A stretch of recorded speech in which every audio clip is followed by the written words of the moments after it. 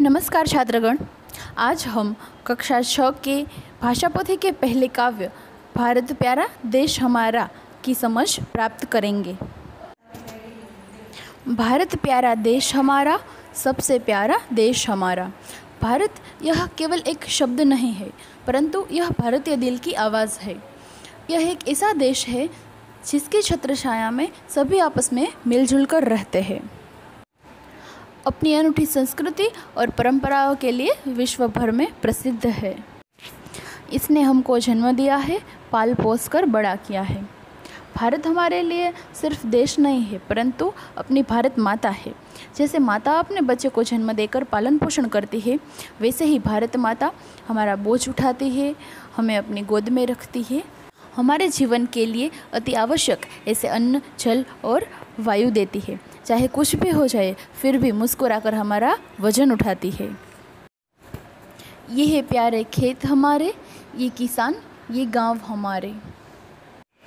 धन धान्य से भरपूर ऐसे हमारे हरे भरे खेत, हमारे किसान और हमारे ये सभी गांवों से ही हमारा देश सबसे न्यारा और प्यारा है।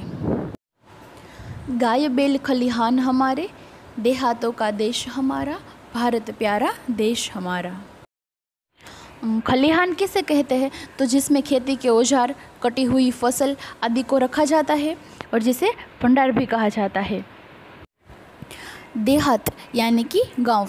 भारत देश के ज़्यादातर लोग गाँव में बसते हैं। वो खेतों में खेती करके फसलें उगाते हैं। गांव में गाय और बैल भी पाले जाते हैं, इसीलिए भारत देश को देहातों का देश कहा गया है। इस मिट्टी की शान निराली, क्या ही इसकी आन निराली। छिड़ती रहती तान निराली, सबसे बढ़कर देश हमारा, भारत प्यारा देश हमारा। हमारे देश की मिट्टी की शान निराली है। इसकी आन को बचाने के लिए कितने ही वीर पुरुषों ने अपने प्राणों की आहुति दी है। इस मिट्टी की आन बान और शान से जो तान यानी कि सुर निकलते हैं, वे निराले होते हैं। अर्थात इस मिट्टी की शान के लिए हमें जो भी करना पड़े वो हम करेंगे। सबसे बढ़कर हमारा देश है, जिसके लिए हम कुछ भी करने के लिए तैयार रहेंगे।